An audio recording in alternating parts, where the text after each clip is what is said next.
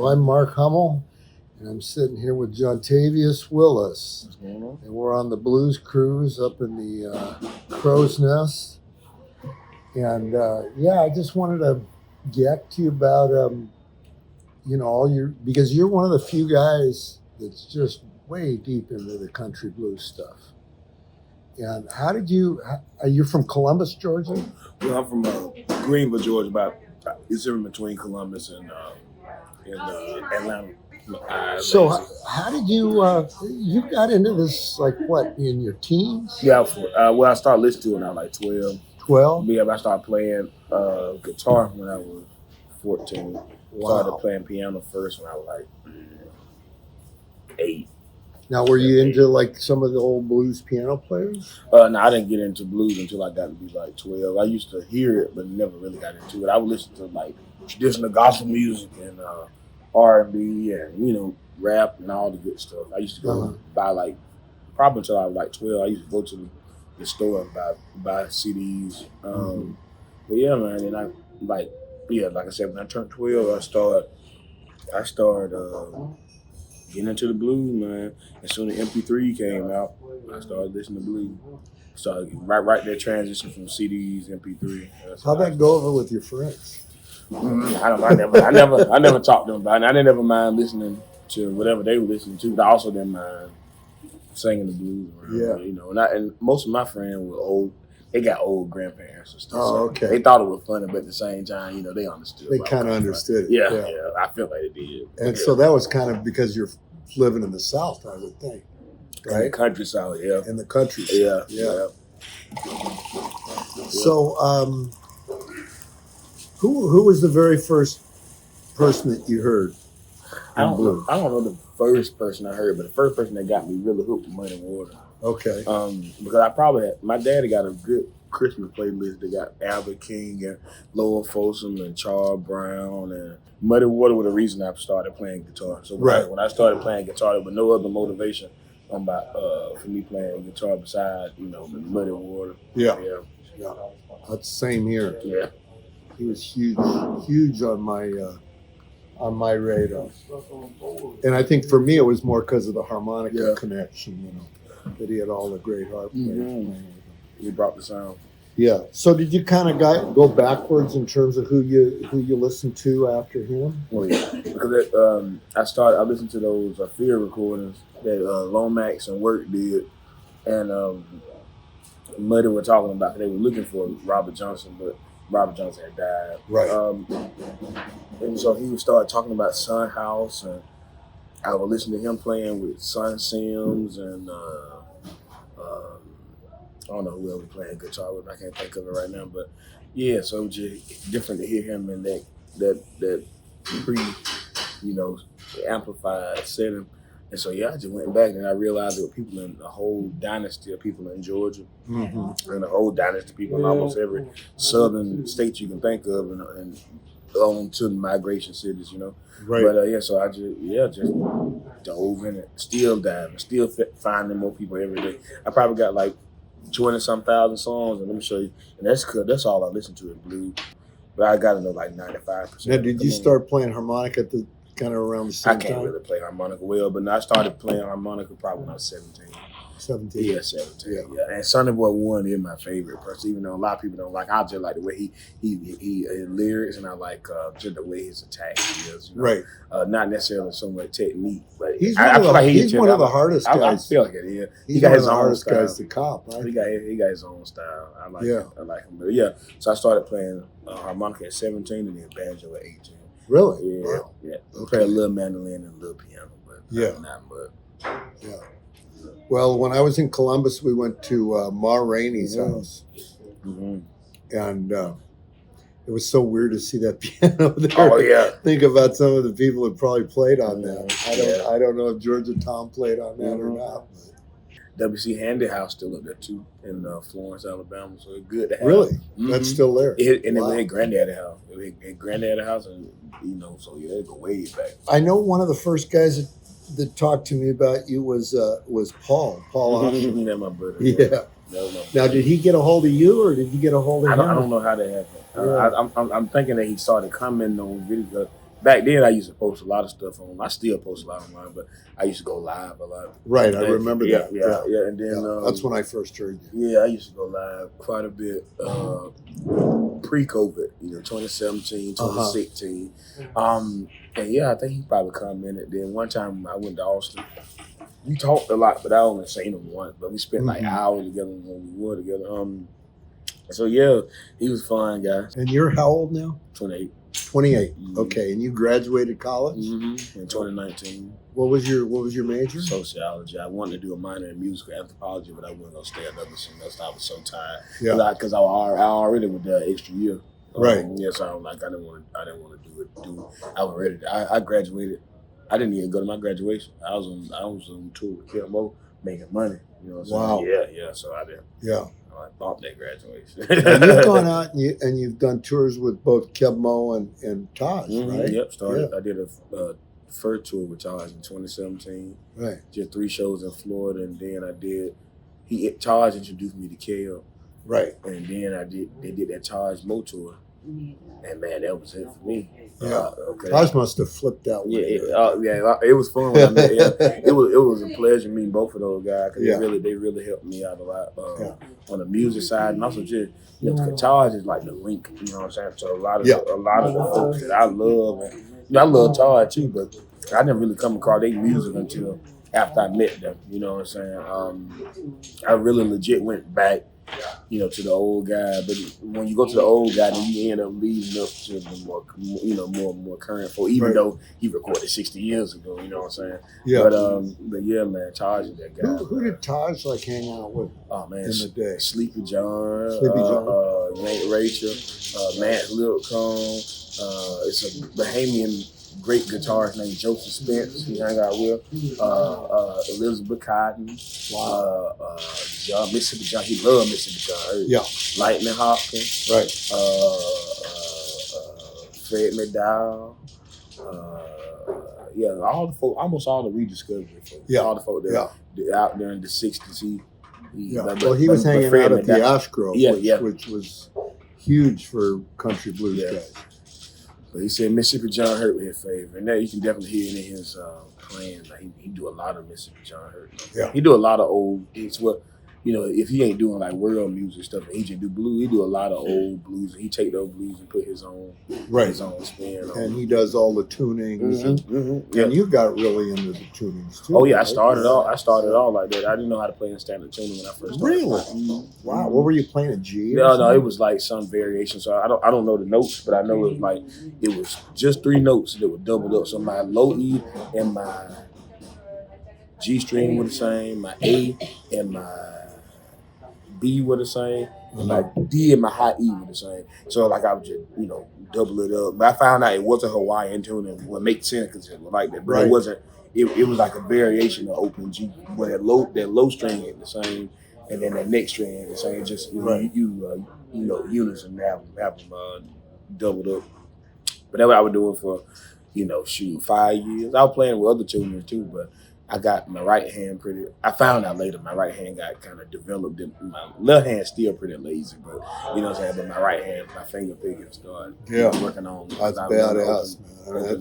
To me, that's the hardest thing. I love that. Doing the thumb, Yeah, man. That thumb is, But a lot of my folks I love play with that thumb. Yeah. So name your top favorites in terms of the old cats. Blind Lemon. Memphis Minnie, Bon Rainey, Tampa Red, Big Joe Williams. They're my top. Them always be my top 5. Yeah. But I love Lonnie Johnson. I love Lonnie Johnson. Yeah. Lonnie, I mean, I can really name all of them. All of them really have their own kind of expression. Yeah. Lonnie, Tommy Johnson, Petey Wheatstraw, Kokomo Arnold, Barbecue Bob, Blind Willie McTell, Curly Weaver, Buddy Moss, Blind Boy Fuller, Sonny Terry, Brownie McGee, Scrappy Blackwell, Leroy Carr, pretty long list. Yeah, all of them. It's just so many. Every night you're like, I know. And you can remember them all. Yeah. Right now I can. Right now. Now, did Tampa Red play in a tuning? Was he playing in? What was he playing? He played in standard and he played in open. He played mostly open in the beginning, but open G. Open. I think vegetables. I think it varied. Some of it be E flat because some of the piano player that he was playing would be Right. Playing the E flat, so he'll tune down half a step. But I think he would do a lot of open E, open D stuff. He also plays Spanish tuning too. Mm-hmm. I don't know how to play his stuff in Spanish tuning. Yeah. I can't identify. I mean, if I sat down with my guitar and started tuning, and I, fumble around with it, I can tell, Right. if he's in Spanish or not. But around when he got electric guitar, like in 38, I think, because document record make it easy, so they got all the stuff in chronological order, so you can just Right. go and listen to it. But around 38, he got electric guitar. He almost exclusively played in standard for a few years, like and almost just in the key of G, kind of like Lonnie Johnson. When Lonnie Johnson went electric, he almost only played in the key of G and standard tuning. He left, he stopped playing in D and the other tuning. But yeah, I didn't even know he played in G tuning. Wow. Really? Well, no, standard tuning. Lonnie Johnson, yeah, standard Okay. tuning, just in the key of G, because he was playing in the key of D a lot. Okay. But when he was up on his acoustic guitar, but he said he had beat that acoustic guitar so bad that he just bought an electric guitar. Yeah, never went back. But yeah, Tampa, my guy. I love Tampa. Yeah, man, me too. Yeah, Tampa. I'm a huge freak for all these guys. Man. Yeah, man. Definitely Tampa and Lonnie Johnson. Yeah. Those are two. Blind Boy Fuller. Yeah. I don't know if I said Blind Blake, but I love Blind Blake. Yeah, you said Blind Blake. And too. Big Bill Bruiser. And Big Bill. Yeah, Can't he played a lot Big in Bill. C. Yeah, I love Big Bill, man. Yeah. He was great. Yeah, he was sure great. was. To me, he was almost like I look at Big Bill almost as like the architect of guys like Jimmy Rogers. Well, yeah, I can see that. I can see that. Later on. Yeah, I can see that for sure. And Brownie. Yeah, definitely. Yeah. Right there. Memphis Minnie too was a lot from Chicago folk. Like that lick, that lick came from Charlie McCoy. Cause Charlie McCoy was like on all the good hits, like Louie, Big Leg Woman, Lonesome Bedroom Blues by Curtis Jones. Right. One of them company, I think it might have been Decca, that he was on in the 1930s. You get that lick over and over again. And that go from 1930 right on up to Babyface Leroy and Jimmy Rogers and all those folks. But yeah, man, Memphis Minnie, Charlie McCoy, and all them guys were kind of like the guitarists are like the second or third generation of Chicago blues musicians. Because in the beginning, it was your piano player, like in the piano. Well, that's what I was going to say. Is a lot of those guys, they almost imitated the piano for sure. on the guitar. For sure. And I love that stuff. Like that thing where you play in like there's a thing where you can play in B, and you can kind of do this strum that almost sounds like a piano. I love piano. That's my favorite instrument. Yeah, Robert Jr. could really. Yeah, Robert Jr. played the hell out of that. Yeah. I like it. I like those. Had those full sounding chord. There's a dude named William Brown. He did a song called Mississippi Blue. He didn't do too many blues. He only recorded like 3 or 4. Was he the same as Willie Brown? Nah. Different guy. Yeah, he has a whole bunch of Willie Brown. Yeah. But yeah, William, he recorded I think 41 or 42. It was some kind of field recording there. Arkansas, but he do the Mississippi Blue, one of the prettiest blue ever, and he do like the piano thing, and he played along with the dude named 61 Blackwell, Willie 61 Blackwell, and but Willie 61 said he didn't like the way Willie played, like he always played like a piano, but in reality when you play like that you take up a lot of space, so it's hard for the other person you're definitely filling up the sound, so you got to figure out something to play. Robert Johnson kind of played like that too though. But yeah, that's the same thing with like you said Robert Jr. Like I think when the more fingers you get involved, Blind Blake could make his guitar really sound like a stride piano. Yeah. Well, supposedly Robert Johnson played piano before he played guitar. I imagine a lot of the folks play. Cause Blind Blake got one track where he played piano on. It called "Make My Love Come Down." He played piano, and she's like, "Play it, Mr. Blake." And he even do like the double time shit. Yeah. And it's like A flat. He's playing an A flat. Wow. Yeah. A lot of these guys were multi-instrumental. You've really dug deep, and that's what I really appreciate about where you've come from and all this. Yeah, man. And it seems like you've had a lot of influence on a lot of the guys your age. Guys like Marquise and Kingfish and cats like that you've kind of influenced these guys with what you do. Yeah, I think and gotten them interested. Yeah, I think it's a good push and pull. I definitely don't influence more than they influence me, but I will say Kingfish done showed me some stuff, and Marquis have too. I think that's a good thing about being around like-minded musicians. You can just learn something from one another. Right. But yeah, man, I would think it's a whole. You can't name too many of that. No. And then I ain't showing stuff too, especially the good ones like Sean and Steven right. and Dylan right. and yeah, man. But even Sean's Marquis, badass. Sean's great. He is Sean really is badass. great. Sean is great. Yeah. There's so much stuff to learn in that stuff though. Yeah. Well, that's the thing. It's a deep well. And it don't ever stop for that kind of thing. Yeah. So you got your career rolling pretty good. It seems like, man. Yeah. You're working a lot, right? Yeah. Working a lot. Trying to find the balance between working home. Right. I like being at home. I hear. I mean, because when I get home, it's just like looking out here on the ocean, man. I go in my garage. I live in my garage, and I look outside at the tree. I live in a little subdivision, so it ain't so secluded, but I got a little acre to myself. And chill. That like the best feeling in the world, man. I'm gigging a bunch. But I like to also, try to do teaching. And talking engagements. And and you're also doing the Port Townsend. Yeah, I did my last. Next year be my last year. Is it? Yeah. I'm going because it's cool but it normally like a 5-year, 10 years. So I guess I've been there for 5 years now. Wow. Yep. That's amazing. I remember when you first got there. 5 years. Yeah, it doesn't seem that long. Yeah, I know the time is skating by. Are you thinking of doing like a blues camp kind of thing in Georgia?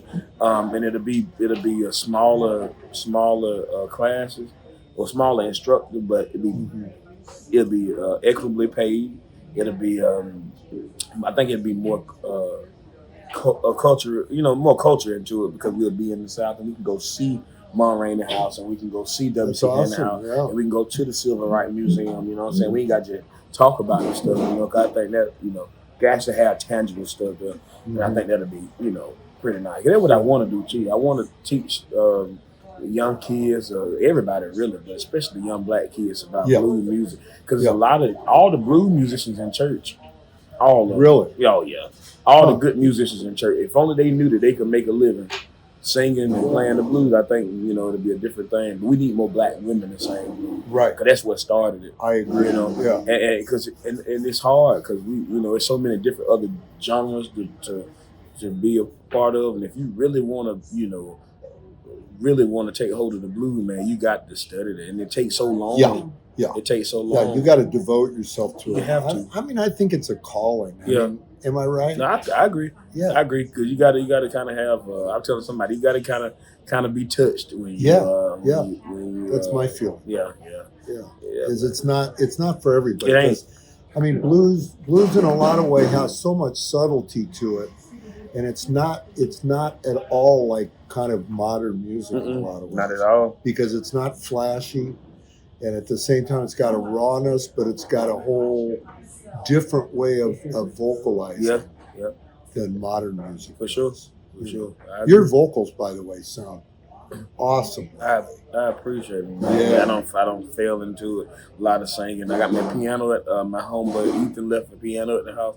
Oh, did he? Like, you work with Ethan? Oh yeah, Ethan, my he's boy. Great. Got a 66 key piano.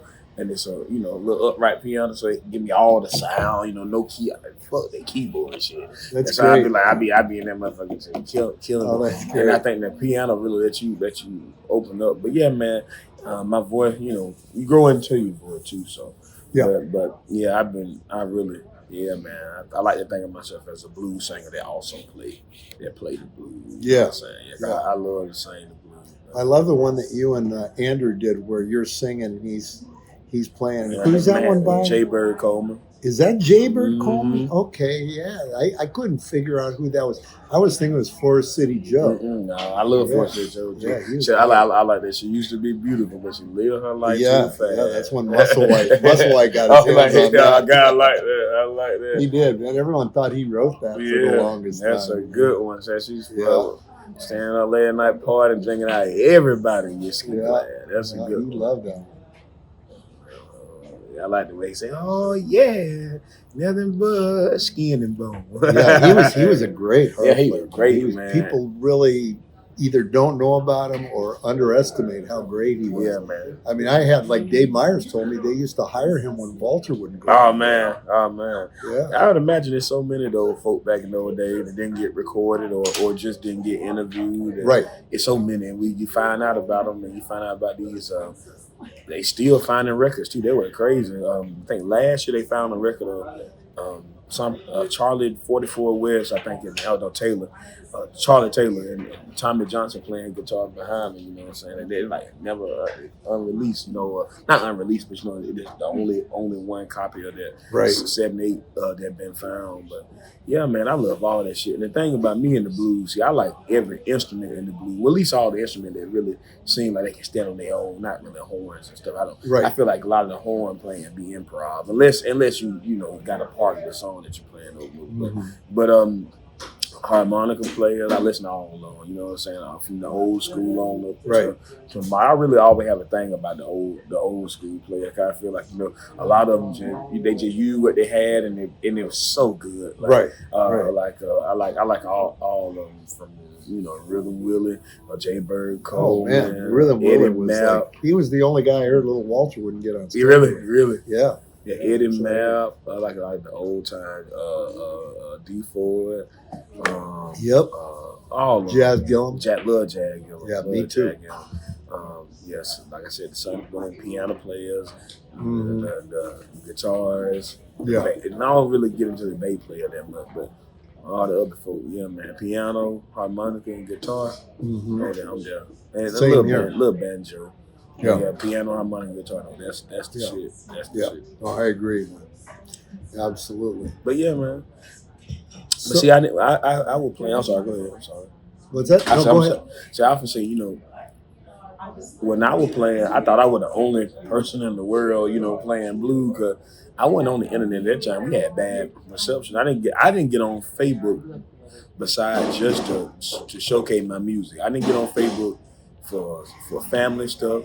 I don't hardly say anything on Facebook. You know what I'm saying? Because to me, I feel like this is my business, and then at home in my home life. I try not, you know what I'm saying?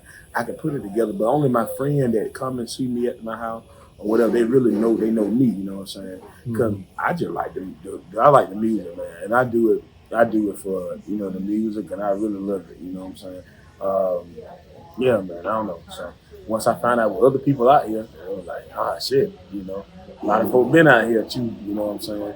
But I never, like I said, I never listened to anybody living record. It was because once you got wrapped up in the old folk and you really get into it, and man, you can stay with one artist for a year. Yeah, you'll never have to leave them. You never have to leave. I agree. People like Lonnie Johnson and Tampa Red and Memphis Minnie, there's 500 songs in between the three of them.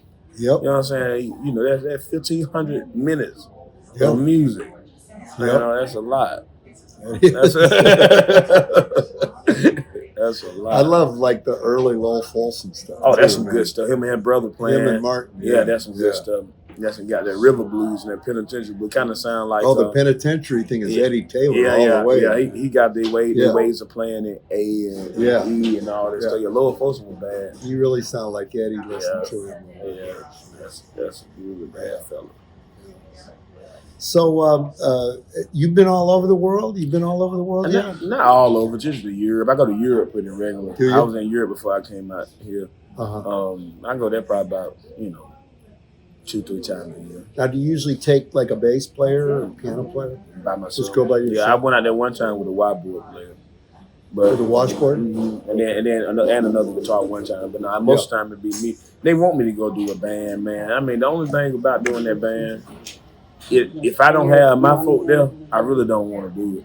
Right. But my folk, Ethan will be busy, Rodrigo gonna be busy. Right. And my homeboy at home, he probably can't take off work.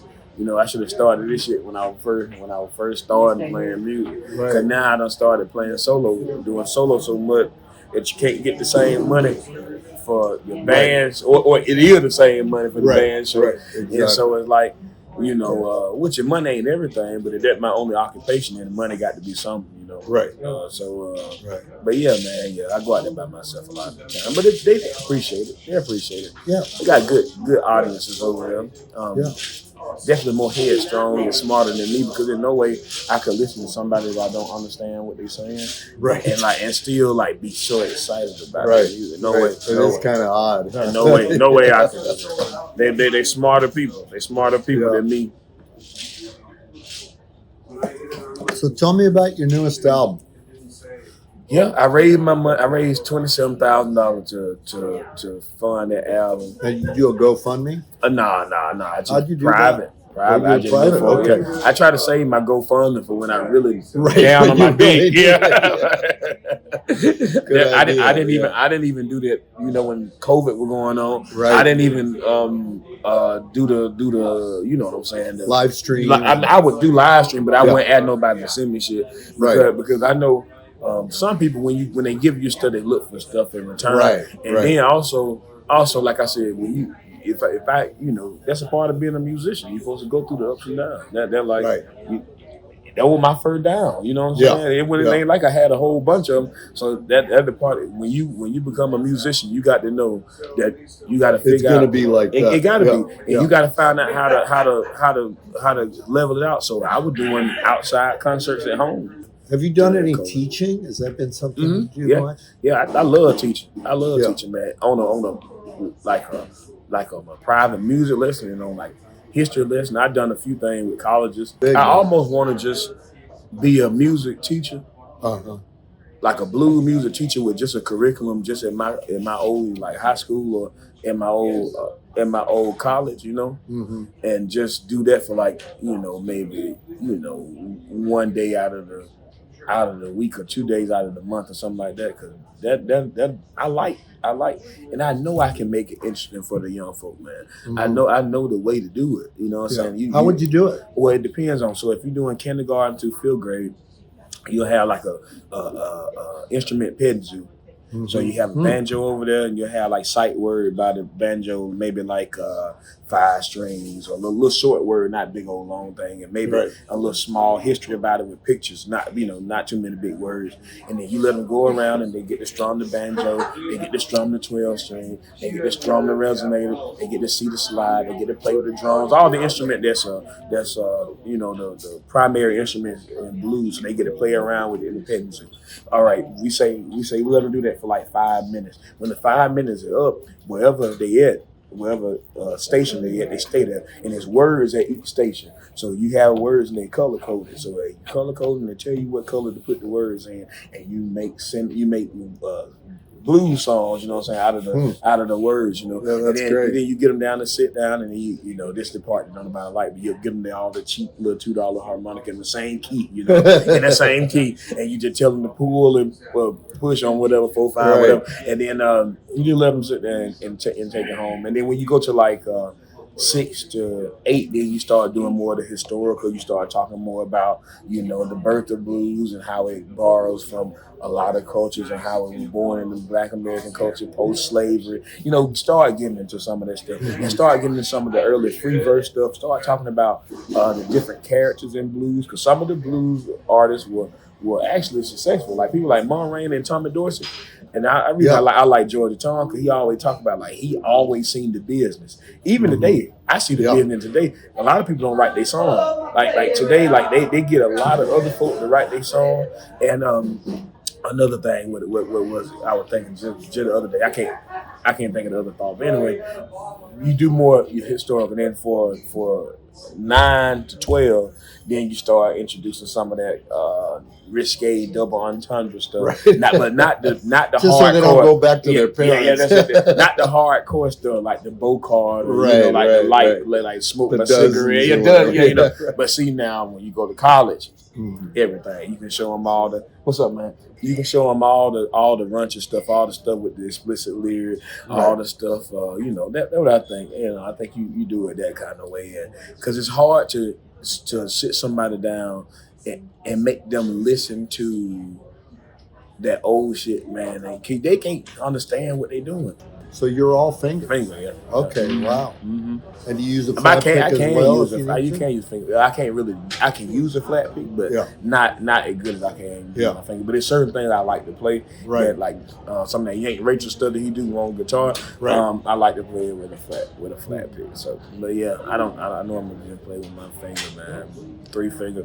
I used to play with you too, and I did a house party one time, and I had a resonator and a 12-string, and I was playing that bit like for an hour and a half, and I had worn my index finger raw. I was gonna say, it was raw. Cause I didn't know at the time, like, you know what I'm saying, the strings at the time I thought heavier strings were better too, so that didn't help out. No. And then so I started just playing like this for a while, and about time my index had healed up, and I had already started using my middle finger too.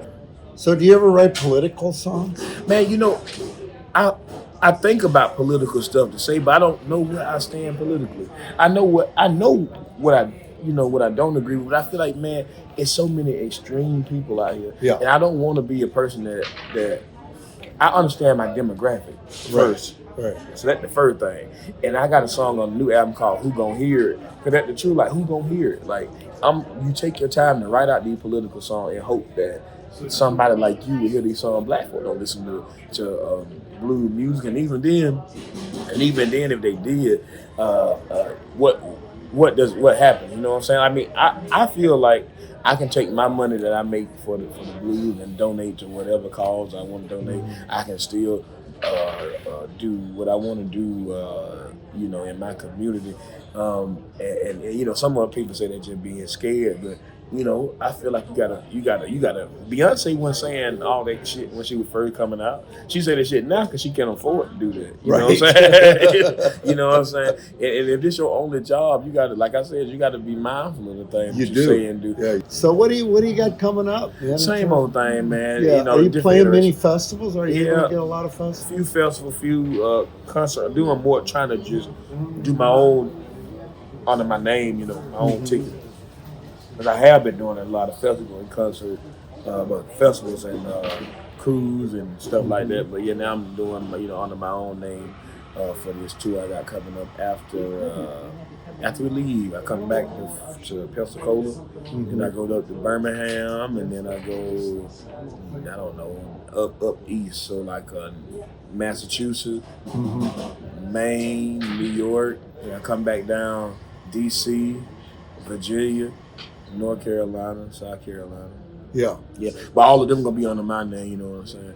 It's a little different doing traditional blues, you know what I'm saying? Well, and the terms, that's one thing I always had a thing about. What is contemporary and what is traditional? Right. Contemporary means that it's now. Yeah. That all that means. Contemporary don't mean rock. No. Like even though rock can be more contemporary, really rock ain't contemporary no more. Really, no, rock, it's not because it's all from the 60s. Yeah, like that shit 60 years old now. Yeah, so that's like how there's no way that but contemporary just I feel like it's now, and traditional is more like coming straight from the old school, you know what I'm saying? Maybe like it's no, even like if it just covers, like cover song, like I said, like they're more traditional, but the terms that they have for the blues is just kind of, washing. Like back to what you saying about politics, when they changed the name from the W.C. Handy Award to the Blues Award, that was about the worst thing they could have ever did, because it took the black man out of it. They kind of started the blues, and then they just kind of made it the blues to be open for any interpretation, man.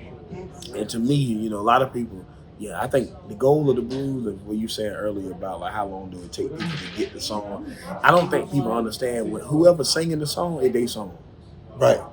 Like I don't give a And that's something Brownie said to me years ago. Really? He goes, I was singing a song and I used to introduce the song. I'd go, this is one by Lil Walter. He goes, that ain't by Lil Walter. That's by you. That's by you. That's it. That's true. You say it. You That's say it. That's it. That's it. And that was like, that stuck with me. After a while, I went, he's right. Yeah, you doing that. Yeah. And then even when people are there playing, which I hate to be on stage, because I can't do that. They go. I don't know what you're doing. You know what I'm saying? So I'm not gonna be. I'm just gonna play my shit. You gonna play your shit. But in my mind, it like when I listen to a record. If we on stage, first of all, it shouldn't be no more than 2 guitars. It don't make sense to have more than 2 guitars. like it really. The thing with 5 guitars. Why? Yeah, why? Yeah. Why is so it gonna be stupid, just a dick showing content? And then let's work for the good of the song. Right. You know what I'm saying? Right. Like, let's not try to show what we can do. Let's just be in the pocket. Well, that's that whole thing. That's that whole thing of like, what is a song and what's its purpose? It's not a purpose to set up for a guitar solo. It's not. But that's what we live in now. That's everybody. I probably go the whole. Cause I don't build my songs off of solo. You know what I'm saying? So that just ain't never been my style. Yeah. I might rarely ever take a solo. You know what I'm saying? I don't have to take a solo because I got so many words to say. You know what I'm saying? I got so many words to say. I know so many words that I might not take a solo. But that's why I listen to the blues. I listen to the blues because of the words. And a lot of them old guys, if a break come, it gonna come right before the last line. Or it's gonna be like a little introduction, and it might be off in the middle, then they might do a little outro. But it ain't like no whole thing, man, where you done forgot the song, and then the solo be so different from what the song. You know what I'm saying? It don't even be the same. Yeah, you know? It loses the whole idea of being what the song is supposed to be about. That's what it is. But it's so many influences today, and what I hear in music, rock being one, and also contemporary gospel. Mm-hmm. Not traditional gospel, but contemporary gospel with them hard drum and the cymbal hit on every time. You know what I'm saying? But you got to know, man. Don't nobody listen. They reference to blues ain't blues. You know what I'm saying? Like when you say you want to play the piano, blue piano. They not thinking about Sunnyland Slim. They not thinking about Big Maceo. No. They not because that shit hard to play. That's really hard. You know what I'm saying? So they'll tickle the keys a little bit, but they ain't playing it like they supposed to be playing. No. They can't play Otis bad. Right. You know what I'm saying? Exactly. Because they're gonna take you'll still be learning. I don't think you can ever learn it all, because there's no way, because you're still learning your own shit. Yeah. You always learning your own shit. Yeah. You always getting new vocabulary. You always getting new technique. You always hearing something that you never heard before. And so I think the purpose of music is just to grow and expand, but also try to find out where you sit at it. You know what I'm saying? Well, I never went for just one guy's playing. Yeah. I always went like down the line. I'd listen to George Smith, Lil Walter, Big Walter, Cotton. Yeah, that's the way. That's the way. Jazz Gillum, That's Jimmy the way. Reed. That's the way. There's so many guys. That's the way. So many, man. Yeah. And then there's always songs that popping up obscure. I'll let you hear before we get off here. It's a fella named Golden Bailey. Oh, I can't access my email, but he played just like Sonny Terry, but he was from. Yeah, I mean, I learned to play like Sonny Terry a little bit over the pandemic. Really? Yeah, because it was so friggin' hard, man. I was listening to this one thing. He did this one thing with Pete, with Woody Guthrie, version of Lost John. It's amazing. He was bad. Like a lot of people, he was badass. So a lot of people just, they start talking about technique and don't realize like these old folk one thing, they had style. And when you had your own style, you didn't have to worry about having so much technique, because when people heard you, they knew it was you. Well, like he did have a lot of technique. He was badass. He was badass. His technique was outrageously badass. He was badass. I like Sonny Terry. His singing too. Like he was a raw blues singer. He was badass. He was a way raw blues singer. I like the shit him and Blind More Fuller did too. I like the thing of him and Lightning too. Oh yeah, you talking about Sonny is King album? Yeah, I don't think I know that one. Oh man, is it just him? Is it just him and Lightning? Him and Lightning. Yeah. Oh, just him and Lightning. That's a great record. I ain't know that one. I know that one that him and Big Joe and Brownie and right. Yeah. I didn't know him. That one's a trip. That one's a trip. That's the one where he goes. I sent you a letter, Lightning. Lightning says, "Yeah, I'm sure you did." Yeah. What that Brandon McGee said? That? Well, Brandon. No, it was Lightning saying. What did Brandon say? He sent him a letter. Yeah, because Brandon had wrote a song called "Letter to." Yeah, that was funny. That was funny. And it was funny because you could tell it was a little riff. That was funny with those two guys. That was funny. Yeah, that was a bad. He was like when you would call him Central. 309, I had your woman the whole time and Yeah. shit. He said, hey, Sam, tell me what you go. He called him by her name. He's like, hey, Sam. Lightning was incredible. I love Lightning. Oh, Lightning was bad, I think he was one of the most deepest dudes out of all those guys. Yeah, Lightning was tough, man. I really love Lightning. And he was totally improvisational. But to me, he was almost one of the most African of all those guys in terms of just the way he sang. Yeah, I like it. I like Lightning a lot, man. I love Lightning. Yeah, he played in a lot of different keys too. He got some stuff that he did in like drop beat. Did he? And he still sound like him. Like he played Lightning played in C, G, E, A, and D, just like the old school folk. But when he hit it, you wouldn't know because all of it sounds just like him. Yeah, it just sounds just like Lightning. Yeah, he got some stuff in C that kind of sounds just like C, but the other shit that he do, man, it sounds. He was bad. Yeah, he was bad. Totally man. bad. He got them one. I think the Herald sides. Oh yeah, that's the them stuff. Disgusting. That's the stuff right there. Disgusting. Well, man, I love it that you've kept this stuff alive. Well, man, I really do. But I love it though, man. I got the same enthusiasm for the blues I had when I first started playing it. You know what I'm saying? That's why I take it serious. Somebody call me up on stage or something, or they tell me to come. Like last night, Red told me to come and jam, but Mr. Sip was already there, and I get kind of intimidated when they start playing them songs, because you know the Stevie Wonder shit, that's some hard shit to play. Oh yeah. And if you don't know how to play that shit, then I can't do nothing but just sit back and enjoy that shit. You know what I'm saying? But Red, like, I know a whole bunch of songs. I'm sure you do, but at the time when I feel intimidated and shit, I'm not gonna be sitting around there a bit, because I know how it feel. You know, it's not. I don't want to play those songs, because I can probably sing those songs, but I don't want to play them songs. You know what I'm saying? I really just want to get better with theory. You know, and I think I would want to take like theory classes. You know, actually, a lot of these musicians out here actually know theory. You know what I'm saying? Like some of them went to school, like Sean and Jerron Patton. Them guys went to school, you know, to learn music. Like me and Marquise and I don't know who else. But I know we ain't never go to school to learn that shit. We just tough that shit out, and then you find out what you learn as you go, you know? Right. And I was never one of them folk for going on YouTube and trying to learn and all that shit. I always did all my stuff off record. Man, you listen to the record, and if you don't catch it, the record ain't for you right now. You know, come back at it later. You know, you ain't gonna get all that shit. I used to literally do it with the needle. Yeah, I got you. Yeah, that's a big sound too. That's you can get it. You can get it with that. Yeah. I listen to some of it on here. Because one time, like sometimes when you get an artist, you know, you listen to an artist back and forth, you kind of get the motions of it. You kind of get at it. But my job ain't never to like get it right straight from them. You know what I'm saying? I mean, try to like do just like them. You know, I know some folk like do the mannerisms of the blues musician. You know what I'm saying? Like I can see like poking fun and like be like, but like trying to be another person is crazy. It's there crazy. was a guy in Chicago that used to do that. The guy named Little Willie Anderson, and he'd even try to limp like Little Walter. Oh really? Oh, Little Walter limp. Oh man. After he got shot. Oh, okay, that's a whole thing, man. You know what I'm saying? No, we gotta do our own thing, man. But it's hard to kind of tell when people hear my music. They don't, you know, they say, oh, it's so, you know, they say it's so simplistic and it's so primitive and shit like that.